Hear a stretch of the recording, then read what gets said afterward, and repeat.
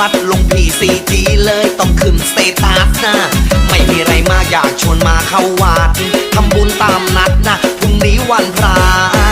ยุคนี้ชักช้าไม่ได้แล้วเด็กแว้นเด็กแนวเดียวจะลืมธรรมะเล่นโซเชียลทั้งวันไม่ลดลาฝากญาติโยมหน่วยนะช่วยกันแชร์ออกไป Facebook ทวิตIG